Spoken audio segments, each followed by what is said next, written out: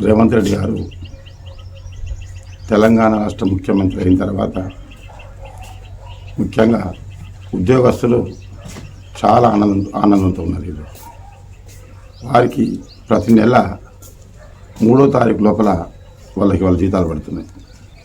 గత ప్రభుత్వంలో ప్రైవేట్ సంస్థ కన్నా ఘోరంగా టీఆర్ఎస్ గవర్నమెంట్ జీతాలు ఇవ్వక చాలామంది ఉద్యోగస్తులు చాలా ఇబ్బంది పడ్డారు. సామాన్య ఉద్యోగస్తులు అయితే వాళ్ళు అప్పు తెచ్చుకొని జీవితం గడిపిన పరిస్థితి ఏర్పడింది. కానీ ఈనాడు కాంగ్రెస్ ప్రభుత్వంలో అలాంటి అవకాశానికి తావు లేకుండా అటు ఉద్యోగస్తులకు అనుకున్న మాట ప్రకారం వాళ్ళకి జీతాలు జరుగుతుంది. అదేవిధంగా కాంగ్రెస్ పార్టీ 6 గ్యారంటీల పథకమును గ్యారంటీగా అమలు చేస్తామని చెప్పి ప్రజల్లోకి మేము వెళ్ళి ఈరోజు మంచి మేరతో గెలిచి ఈరోజు కూడా ఆ 2 గ్యారంటీ పథకాలు మహాలక్ష్మి పథకంలో ఉచిత బస్సు, ఆ మహిళలకు ఉచిత బస్సు ప్రయాణం, అదేవిధంగా రెండవది మన ఆరోగ్యశ్రీ పథకాన్ని మనం ప్రవేశపెట్టడం జరిగింది. మీరు కూడా వాస్తవంగా ఇప్పుడు ఎంక్వైరీ చేసుకోవచ్చు. హాస్పిటల్ కూడా వాళ్ళ పేమెంట్లు కూడా సక్రమంగా వస్తున్నాయి. ఇప్పుడు మళ్ళీ అదనంగా 2 గ్యారంటీ పథకాలు, ఒకటి ఆడవాళ్ళకి 500 రూపాయలకి గ్యాసు, తర్వాత 200 యూనిట్ల వరకు ఉచిత కరెంటు. ఈ విధంగా 200 యూనిట్లు అంటే నాకు తెలిసి ప్రతి తెల్ల రేషన్ కార్డు ఉన్న ప్రతి ఒక్కరికి కూడా కరెంటుగా ఒకటో కట్టాల్సిన పని లేదు. కాబట్టి కాంగ్రెస్ పార్టీ ఏదైనా ఒక మాట తప్పకుండా అనుకున్న మాట ప్రకారం కాంగ్రెస్ పార్టీ కట్టుబడి ఉంటుంది. ముఖ్యంగా మేము ఇచ్చినటువంటి హామీలో 2 లక్షల రుణమాఫీ అనేది కూడా అది అమలు చేయాల్సిన అవసరం ఉన్నది. కాకపోతే ఇవాళ టీఆర్ఎస్ గవర్నమెంట్లో మొత్తం కూడా రాష్ట్ర బడ్జెట్ మొత్తం కూడా ఏం లేకుండా అప్రపాలు చేసినాడు కేసీఆర్ గారు. ఒక కాలికుండా కాంగ్రెస్కి చెప్పడం జరిగింది. ఇవాళ మీరు చూస్తున్న పేపర్లల్లో జీవో 59 ఉద్దేశం సామాన్య ప్రజలు ప్రభుత్వ భూమిలో నివాసం ఉంటే వారికి ఆ యొక్క ప్లాట్లను వారికి ప్రభుత్వం ఇచ్చేటువంటి జీవోను అడ్డం పెట్టుకొని ఈనాడు ఎంతోమంది భూ బకాసరులు ఇవాళ 59 జీవోను అడ్డం పెట్టుకొని ప్రభుత్వ భూమి కాజేసినారు. అది మన పత్రికలు చూస్తున్నాం. అదేవిధంగా అదే కాంగ్రెస్ పార్టీ ఇవాళ అధికారం వచ్చిన తర్వాత ముందు మీరు చూసినారు సాగర్ కట్టి దగ్గర ఈనాడు 70 సంవత్సరాలు కావస్తుంది. ఇంటిక మందం కూడా నాగార్జున సాగర్ యొక్క డ్యాముకు ఇంటిక మందం కూడా ఈనాడు నెరలు వాసినటువంటి మనం వాస్తవం ఇప్పటిదాకా చూడలేదు. ఆ ప్రాజెక్టు కూడా మనుషులతో కట్టబడిన ప్రాజెక్టు అది ఆనాడు. కానీ అదే కాళేశ్వరం ప్రాజెక్టు కేసీఆర్ కట్టడం వల్ల ఇవాళ 1,26,000 కోట్ల రూపాయలు ఆ ప్రాజెక్టు మీద పెట్టడం వల్ల ఇవాళ మీరు అందరూ చూస్తున్నారు. ఆ ప్రాజెక్టు మొత్తం కూడా ఒక మన బ్రిడ్జి మీద డ్యామ్ లాగా కుంగిపోయింది. మనందరం చూస్తున్నాం. ఎంత డబ్బు దుర్వినియోగం అయిందో ఒక్క కాళేశ్వరంతో మనకు అర్థమవుతుంది. అదేవిధంగా కేసీఆర్ గారు ఇవాళ మొత్తం కూడా ఆ మేడిగడ్డ కానీ కాళేశ్వరం కానీ మొత్తం డబ్బులు దుర్వినియోగం చేసి వాళ్ళ రాష్ట్రాన్ని దివాలా తీసిన సమయంలో ఇప్పుడు వాళ్ళు అంటున్నారు, హరీష్ రావు గారు కాంగ్రెస్ అమలు ఏం చేస్తున్నావు, కాంగ్రెస్ ఇచ్చిన హామీలు నెరవేర్చదని. మేము ముందే చెప్పినాం, 100 రోజుల గడువు లోపల 6 పథకాలు ఇస్తామన్న మాట మేము హామీ మీద ఉన్నాం. మా పార్టీ కూడా ఖచ్చితంగా ఈ 100 రోజుల్లో 6 గ్యారంటీల పథకాలు తప్పనిసరిగా అమలు చేస్తుంది కాంగ్రెస్ పార్టీ. కాబట్టి 100 రోజుల తర్వాత నువ్వు మాట్లాడు. కానీ 100 రోజులకు ముందే ఇంకా కూడా అధికారంలో ఉన్న అహంకారంతోనే మాట్లాడు తప్ప నీ కేటీఆర్ కానీ ఇవాళ బాల్కా సుమన్ రేవంత్ రెడ్డి గారిని చెప్పుతో కొడతామన్న మాట మాట్లాడారు. అదే రేవంత్ రెడ్డికి వాళ్ళని అంటూ రేవంత్ రెడ్డి గారు నా మాట అన్నందుకు ఈనాడు ప్రతి ఒక్క కాంగ్రెస్ కార్యకర్త ప్రతి గ్రామం నుంచి ఇవాళ బాల్కా సుమన్ రోడ్డు మీదకి వస్తే వాడిని ప్రతి కార్యకర్త తన్ని వాడిని తరిమి కూడా సిద్ధంగా ఉన్నారు. కాకపోతే నువ్వు ఒక ఎస్సీ సామాజిక బిడ్డవు, నువ్వు మాట్లాడే మాటలు సక్రమంగా ఉండాలి. ఎందుకంటే కాంగ్రెస్ పార్టీ మొదటి నుంచి కూడా ఎస్సీలను గౌరవించిన పార్టీ. కానీ నువ్వు ఎస్సీ ఒక కుటుంబంలో పుట్టి ఇవాళ రేవంత్ రెడ్డి గారిని అనడం సమస్య కాదు.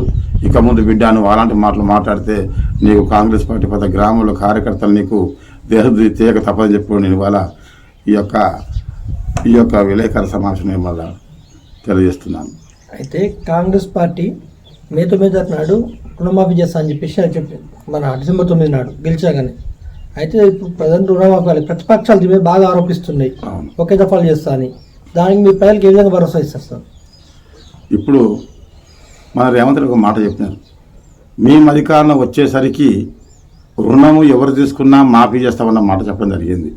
కాబట్టి బ్యాంకర్స్ నుంచి గతంలో కేసీఆర్ ₹1,00,000 మాఫీ చేస్తామని చెప్పడం జరిగింది.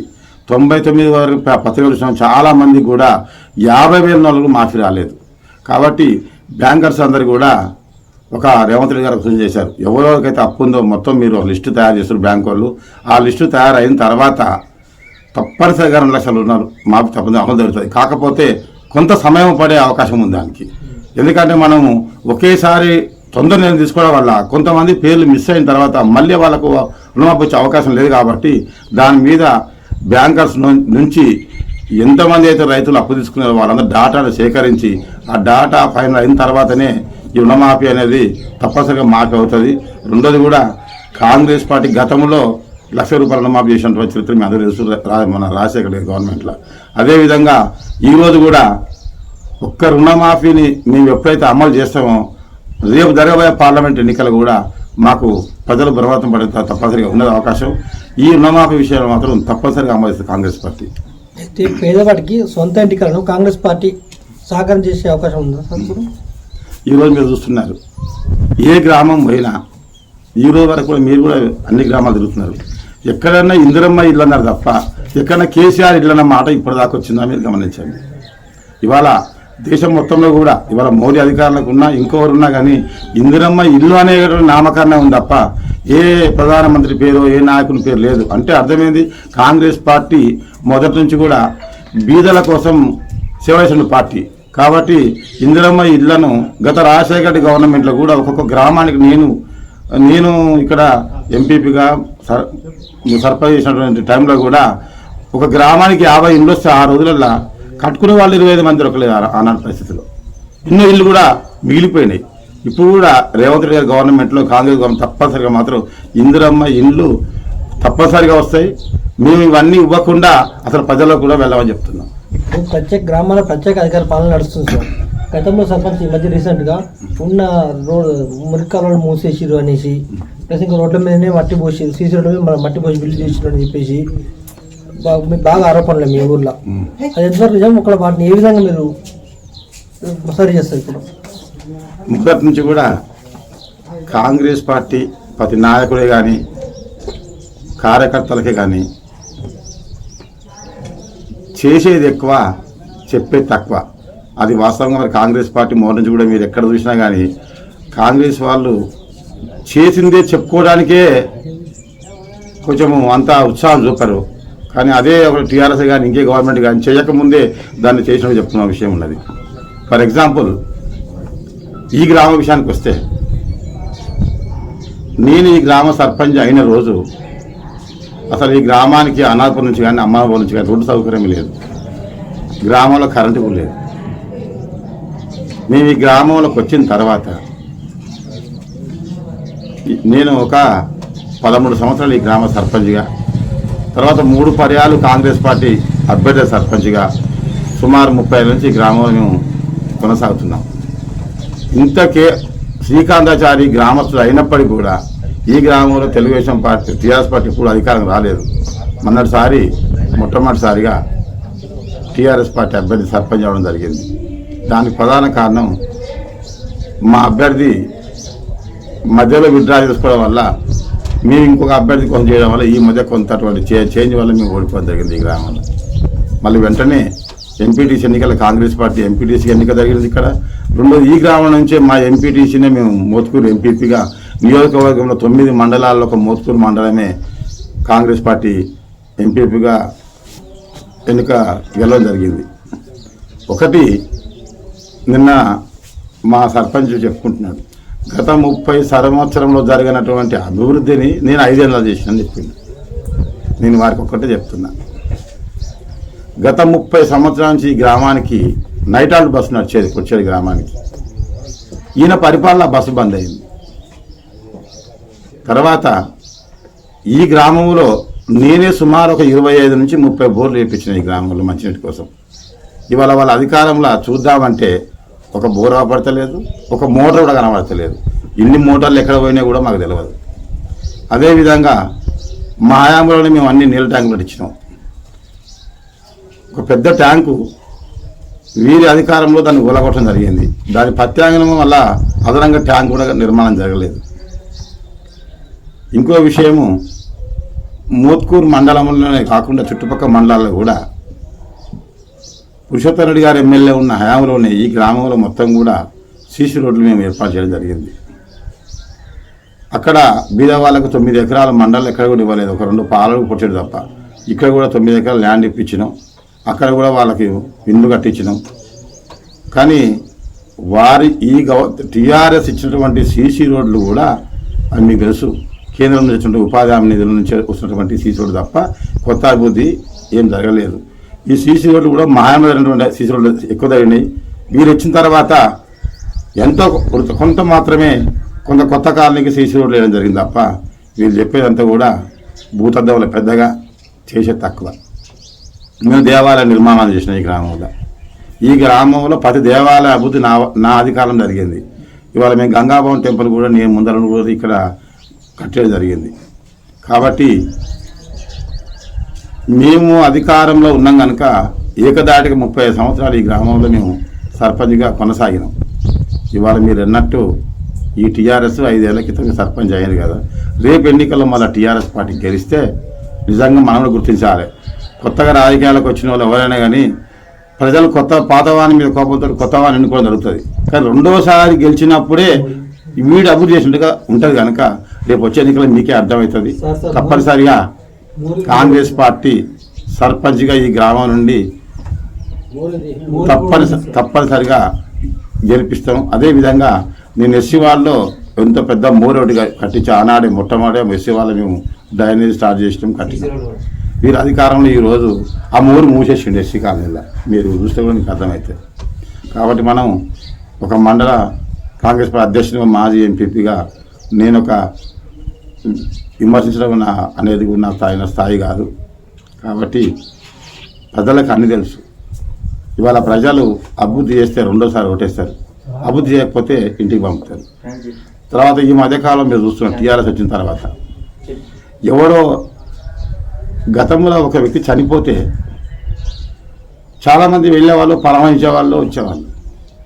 ఈ మధ్య నాయకులు ఎట్లయిపోయారంటే ఆ ఇంటికి పోవడం, వాళ్ళకు 2000 చేతిలో పెట్టడం, ఒక ఫోటో దిగడం ఒక బాగా ఆనవాయితీ అయిపోయింది.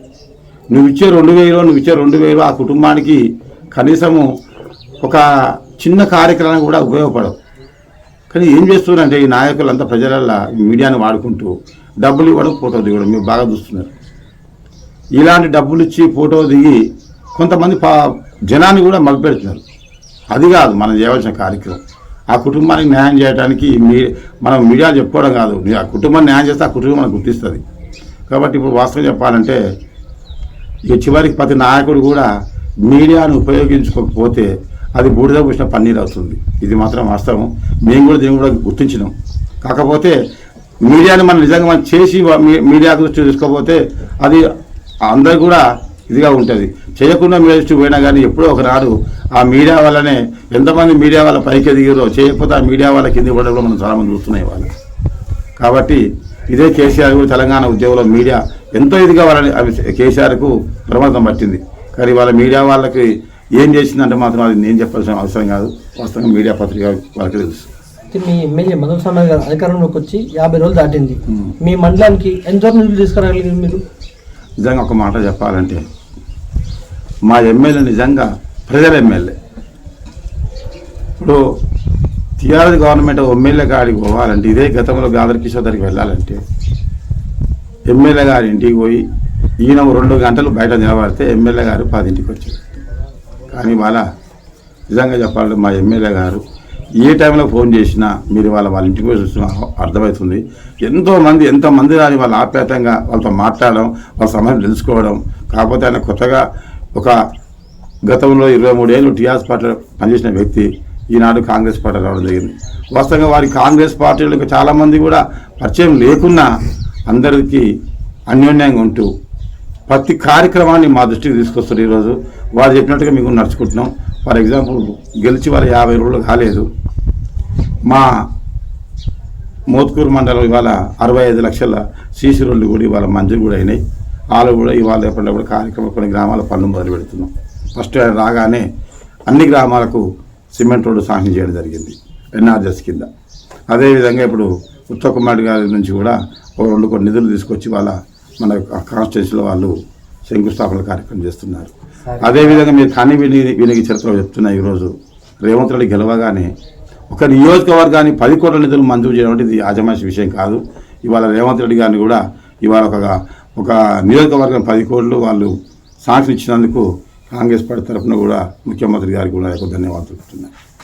సార్, ఇక్కడున్న స్థానిక ఎమ్మెల్యే గెలవగానే ఇసుక అక్రమాలను అరికడుతుందని చెప్పేసి ప్రజలకు హామీ ఇచ్చారు. మోతుకూరు, శాలిగవరం, తర్వాత జాజిరెడ్డిగూడెంలో ఇసుక అక్రమ రవాణా నడుస్తూనే ఉంది, ఎక్కడ నిర్మూలించలేదు.